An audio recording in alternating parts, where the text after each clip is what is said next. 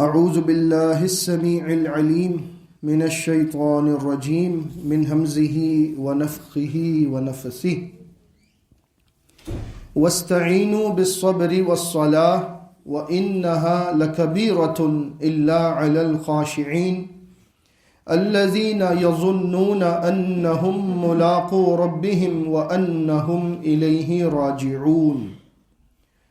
سورہ بقرہ کی آیت نمبر 45 اور 46۔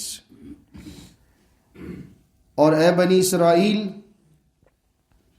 تم مدد طلب کرو میری صبر کے ذریعے اور نماز کے ذریعے، اور بے شک یہ کام بہت مشکل ہے، لیکن ان کے لیے کچھ مشکل نہیں جو عاجزی کرنے والے ہیں، یعنی وہ لوگ جو یہ یقین رکھتے ہیں کہ وہ بالضرور اپنے رب سے ملاقات کرنے والے ہیں، اور یہ کہ وہ اس کی طرف لوٹنے والے ہیں۔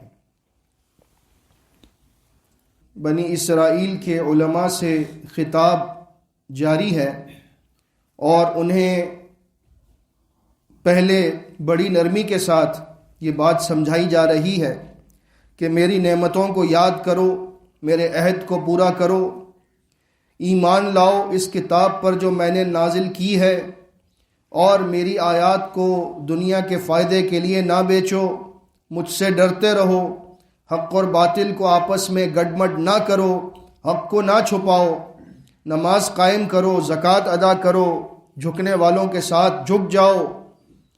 لیکن بات دراصل یہ ہے کہ تم اپنے عوام کو تو تورات پڑھ پڑھ کر سناتے ہو، ان کی تو تم اصلاح کرتے ہو، لیکن جب اب تمہاری باری آئی ہے علماء کی، اب تمہیں تورات نظر نہیں آتی۔ یہ کیا بات ہے کہ لوگوں کو نیکی کا حکم دیتے ہو، اپنے آپ کو بھول جاتے ہو؟ جس تورات سے تم لوگوں کو نصیحت کرتے ہو، اسی تورات میں لکھا ہے کہ نبی آخر الزماں آنے والے ہیں، اسی تورات میں لکھا ہے کہ ایک کتاب آنے والی ہے۔ اب جب وہ تمہارے سامنے آ چکی ہے تو تم تورات کا انکار کر رہے ہو، اپنی ہی کتاب کو ماننے سے انکار کر رہے ہو۔ کیا تم میں عقل نہیں ہے؟ اب انہیں ایک نئے انداز سے سمجھایا جا رہا ہے۔ یہ اللہ کی بڑی محبت ہے، اللہ کی بڑی محبت ہے کہ وہ اپنے نافرمان بندوں کو بھی اتنے پیار سے سمجھاتا ہے۔ اگر ہمارا کوئی نافرمان ہو تو ہم اس کو سمجھانا تو کیا، ہم تو اس کے ساتھ بات بھی نہیں کرتے، ہماری بات نہیں مانتا، میری بات نہیں مانتا، اور پھر ہم کہتے ہیں کہ بس اب اس کو نہیں سمجھانا۔ لیکن اللہ رب العزت کو آپ دیکھیے، صدیوں کے نافرمان ہیں بنی اسرائیل، صدیوں سے نافرمانی کرتے آ رہے ہیں، اور اللہ ان کو بھی سمجھا رہا ہے۔ کیا سمجھایا؟ اگر تم یہ سمجھتے ہو کہ تم محمد صلی اللہ علیہ وسلم پر ایمان لے آؤ گے تو تمہاری دنیا تنگ ہو جائے گی، لوگ تمہاری پیروی چھوڑ کر ان کی پیروی کرنے لگیں گے، تمہیں نذرانے، چندے اور فنڈ جو آتے ہیں وہ بند ہو جائیں گے، تو تمہارا گزر بسر کیسے ہوگا؟ اگر تمہیں یہ ڈر ہے کہ دنیا تمہاری تنگ ہو جائے گی، تو دنیا تو آنی جانی چیز ہے۔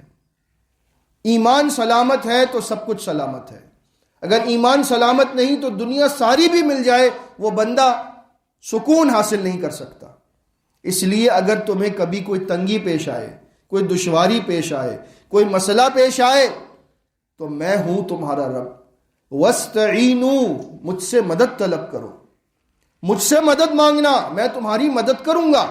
لیکن مدد طلب کرنے کے لیے دو راستے بتائے ہیں، دونوں راستے ایک ساتھ ہیں، یہ دونوں معاملات ایک ساتھ ہیں۔ اگر مدد طلب کرنی ہے وَاسْتَعِینُوا بِالصَّبْرِ وَالصَّلَاةِ، تو صبر اور نماز کے ذریعے مدد طلب کرنا۔ صبر اور نماز یہ دونوں ایک ساتھ چلتے ہیں۔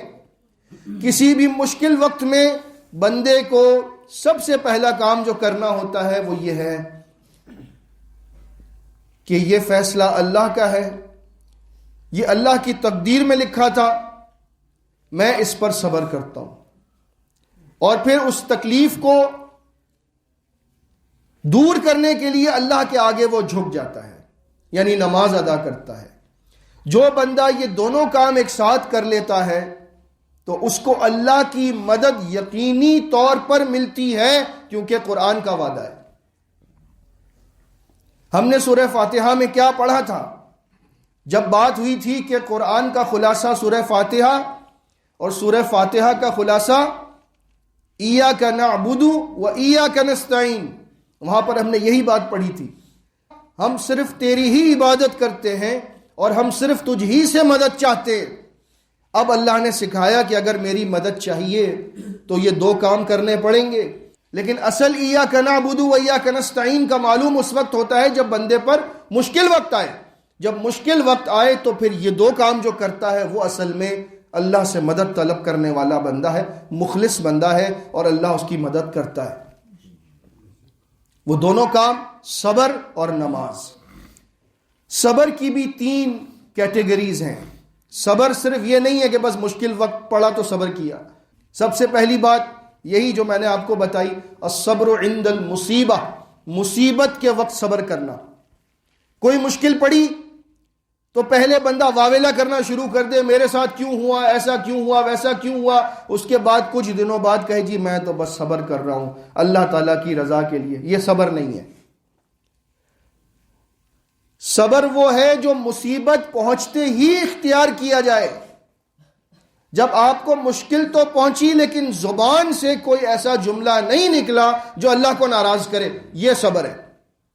کیونکہ اللہ کے فیصلے پر صبر کرنا اللہ سے محبت کا اظہار ہے کہ یا اللہ جو مشکل مجھ پر آئی یہ تو نے دی ہے، اور یہ کیا میں بھی تیری طرف آنے والا ہوں، یہ تو ہے تیری امانت، تو نے لے لی، تیری امانت تھی تو نے لے لی، میں تیری رضا پر راضی ہوں، میری زبان سے کچھ نہیں نکلے گا مگر وہ جو تو چاہے، مگر وہ جس پر تو راضی ہو۔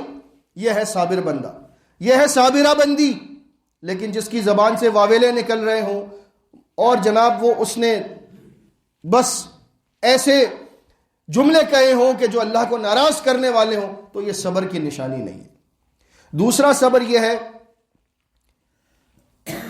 الصبر عن المعصیہ، اللہ کی نافرمانی کے کاموں سے صبر کر لینا، ان پر نہیں صبر کرنا، ان سے صبر کر لینا۔ یعنی بندے کو اختیار ملتا ہے کہ وہ چاہے تو اس وقت اپنے دفتر میں بیٹھا ہے، اس کے پاس کسی کی امانت پڑی ہے، سرکاری ملازم ہے، وہ چاہے تو اس میں سے رقم نکال کر خرچ کر سکتا ہے، کسی کو کچھ نہیں معلوم ہوگا، نافرمانی کر سکتا ہے اللہ کی، گناہ کر سکتا ہے، لیکن اس کو کون سی چیز روکتی ہے؟ اس کو اللہ کا ڈر روکتا ہے۔ کوئی دیکھے نہ دیکھے میرا اللہ مجھے دیکھ رہا ہے۔ یہ صبر ہے، یہ صبر کی دوسری کیٹیگری ہے، اور یہ بہت مشکل ہے کیونکہ بندے پر یہ امتحان زندگی میں بار بار آتا ہے، بار بار آتا ہے، اس کو موقع ملتا ہے نافرمانی کا، اس کو سارے رستے کھلے ملتے ہیں، لیکن وہ اللہ کی وجہ سے رک جاتا ہے کہ نہیں میرا اللہ ناراض ہوگا۔ یہ صبر کی دوسری قسم ہے۔ صبر کی تیسری قسم یہ ہے الصبر علی طاعت اللہ، اللہ کی اطاعت پر صبر کرنا، یعنی اللہ کی اطاعت کے کام کرنا بھی بڑا صبر آزما ہے۔ جیسے آپ کو نماز کے لیے مسجد آنا ہو اور سخت سردی ہو اور آپ کو وضو کرنا ہے اور گرم پانی نہیں ہے، یہ اللہ کی اطاعت پر صبر کی آزمائش ہے کہ آپ کیا کرتے ہیں۔ آپ سردی سے ڈر جاتے ہیں، ٹھنڈے پانی سے ڈر جاتے ہیں، یا آپ کہتے ہیں نہیں اگر اس وقت اللہ نہ کرے کوئی مصیبت پڑ جاتی اور مجھے گھر سے جانا پڑتا، گھر میں کسی کی طبیعت بگڑ جاتی، اللہ نہ کرے اسپتال جانا پڑتا، تو کیا میں یہ دیکھتا کہ ٹھنڈا پانی ہے یا گرم پانی، یا میں بھاگتا؟ جب میں اپنے دنیا کے کام کے لیے بھاگ سکتا ہوں، جا سکتا ہوں، اپنے رب کے لیے گھر سے نہیں نکل سکتا، یہ اس سے بڑا کام ہے۔ اگر میں نے اپنے رب کے آگے سر جھکایا تو میری دنیا کی مشکلات میرا رب خود دور کر دے گا، مجھ پر مصیبت آنے نہیں دے گا، کیونکہ وہ مجھ سے محبت کرتا ہے اور میں اس سے محبت کرتا ہوں۔ تو اس کا اظہار یہ ہے کہ میں اپنا بستر چھوڑ کر سردی گرمی کی پرواہ کیے بغیر نماز ادا کرنے مسجد پہنچ جاؤں۔ یہ تینوں مل کر صبر بنتا ہے، ان سب کا نام صبر ہے۔ جب آپ ان سب پر مل کر صبر کرنے والے بنیں گے تو جب بھی مشکل آئے گی اور آپ ساتھ نماز ادا کریں گے تو یقین جانیے کہ اللہ کی مدد آپ کو بہت جلد ملے گی، یہ اللہ کا وعدہ ہے۔ اسی لیے اللہ تعالیٰ سے مدد طلب کرنے کے لیے صبر اور نماز ان دونوں کو تھامنا بہت ضروری ہے۔ اور ساتھ ہی اللہ نے فرمایا وَإِنَّهَا لَكَبِيرَةٌ، یہ بہت مشکل کام ہے، یہ آسان نہیں ہے۔ نبی کریم صلی اللہ علیہ وسلم پر جب بھی کوئی مشکل وقت آتا سب سے پہلے نماز ادا فرماتے. ابو داؤد کی صحیح حدیث ہے. نماز ادا کرنے سے کیا ہوتا ہے؟